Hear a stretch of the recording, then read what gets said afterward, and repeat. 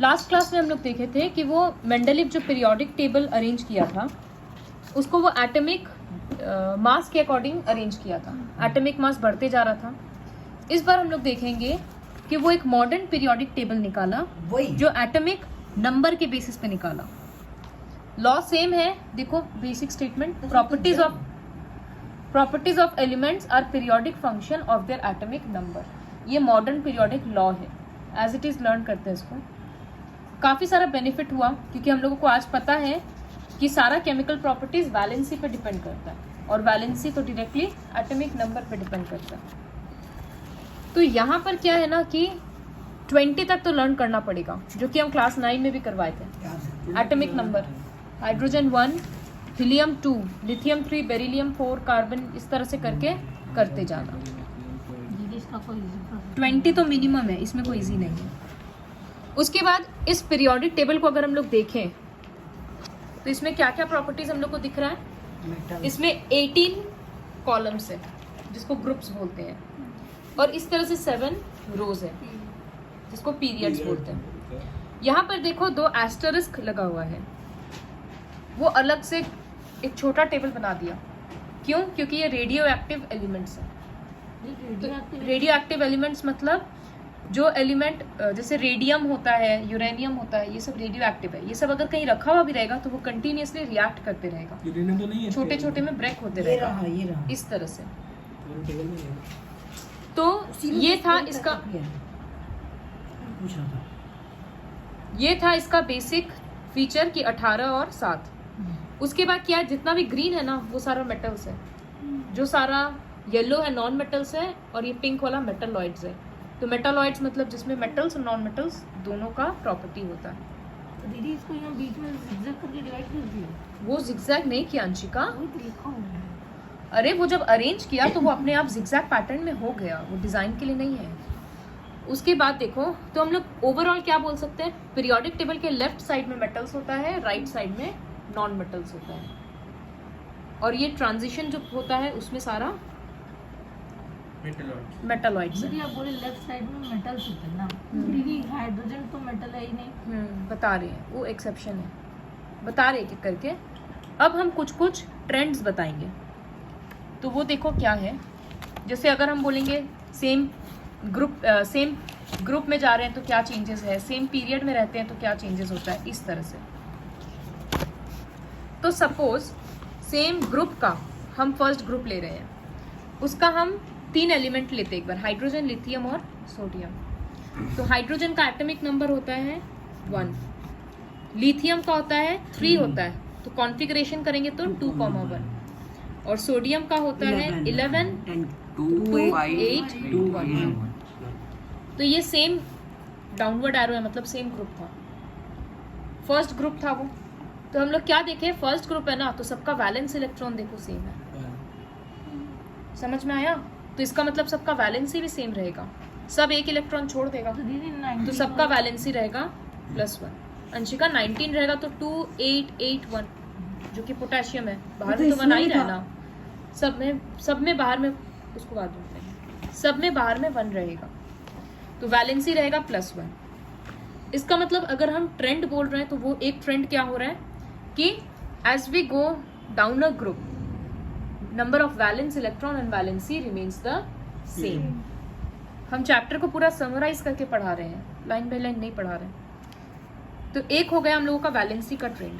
दूसरा हम बोलेंगे अगर एटॉमिक साइज, तो बताओ अगर हम नीचे की तरफ जाते जा रहे हैं तो एटम्स का साइज क्या होगा? बड़ा होगा, क्योंकि एटॉमिक मास ज्यादा होगा, क्योंकि नंबर ऑफ शेल्स बढ़ते जा रहा है। साइज भी तो बड़ा हो रहा है ना, साइज मास पे नहीं बढ़ा हो रहा है, बोलेंगे क्योंकि क्लियर सा बात है, शेल बढ़ते जा रहा है ना, इस वजह से साइज बढ़ते जा रहा है। तो एटॉमिक साइज हो जाएगा इंक्रीज। एटॉमिक साइज का मतलब भी रेडियस भी इंक्रीज हो जाएगा, हारिशल रेडियाई लिखा है प्लूरल में, तो वो भी इंक्रीज होगा क्योंकि नीचे जाते जा रहे हैं। अच्छा बताओ मेटेलिक प्रॉपर्टी क्या होगा? तो ये एक वैलेंसी था, फर्स्ट पॉइंट, ये दूसरा पॉइंट, ये तीसरा पॉइंट। जितना नीचे जाएंगे वो मेटल्स हमको स्ट्रॉन्ग मिलेगा या वीक मिलेगा? क्योंकि स्ट्रॉन्ग मिलेगा क्यों मिलेगा? हाइड्रोजन पहले वीक है तो लिथियम उससे स्ट्रॉन्ग है, लिथियम वो तुम एग्जाम्पल बता दिया और भी वो तुम एग्जाम्पल बता दिया, हमको रीजन बताओ कि क्यों।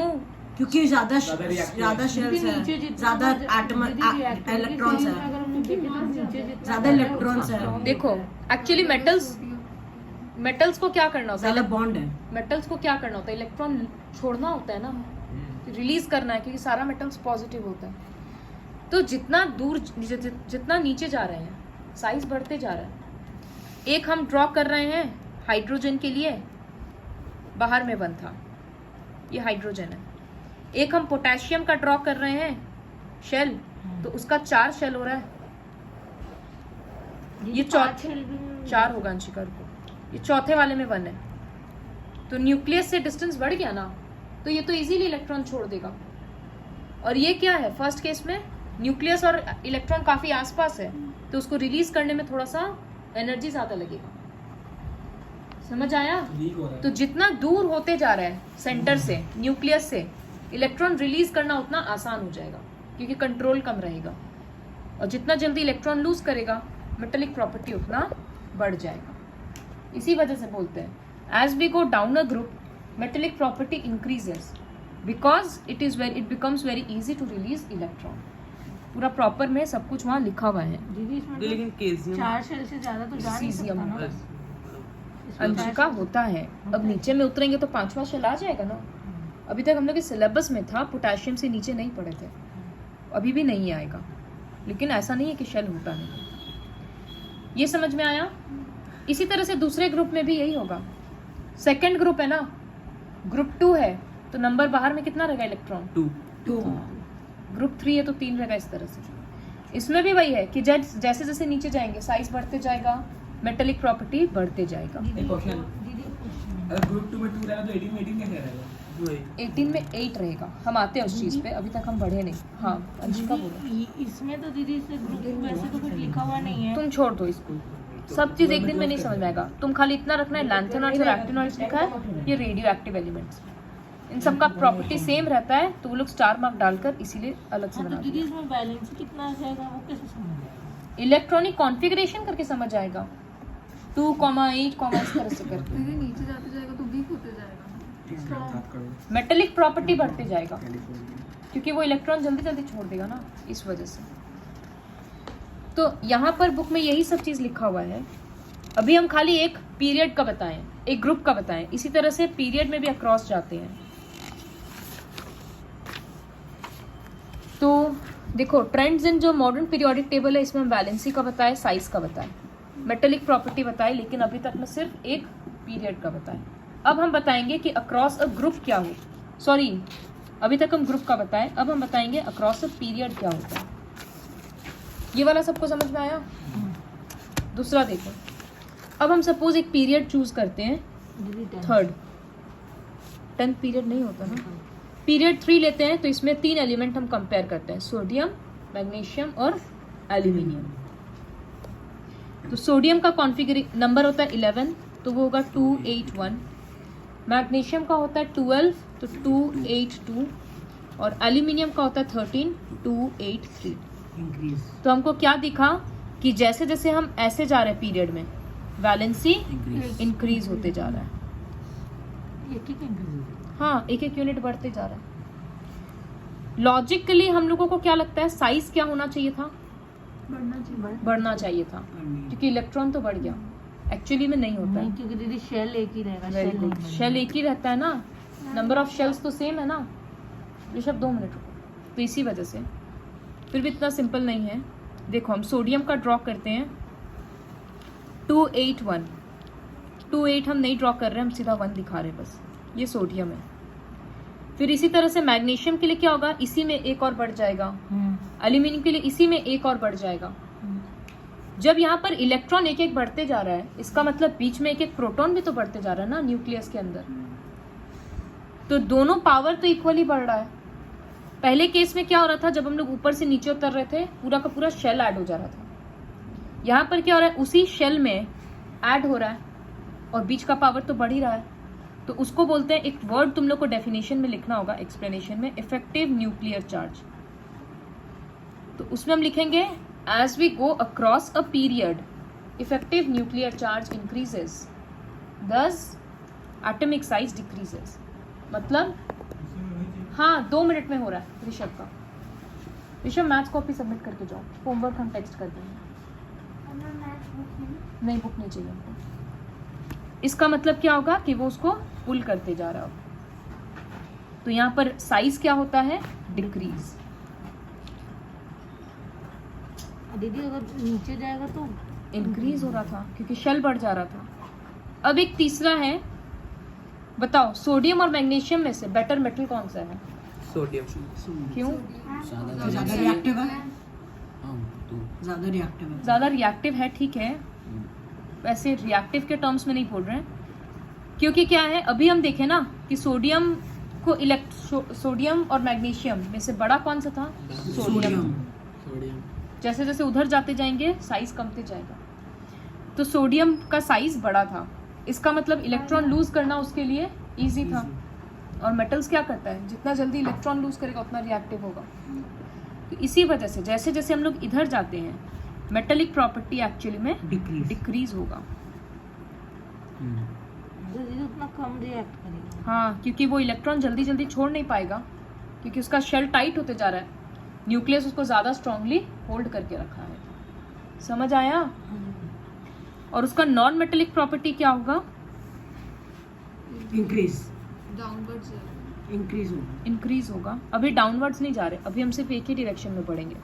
जैसे जैसे हम यहाँ से यहाँ जाते जा रहे हैं दीदी नॉन मेटेलिक प्रॉपर्टी बढ़ते जा रहा है। इसी वजह से तो इवेंचुअली वो नॉन मेटल ही बन जा रहा है। नीले रुको, नॉन मेटेलिक प्रॉपर्टी क्यों बढ़ रहा है?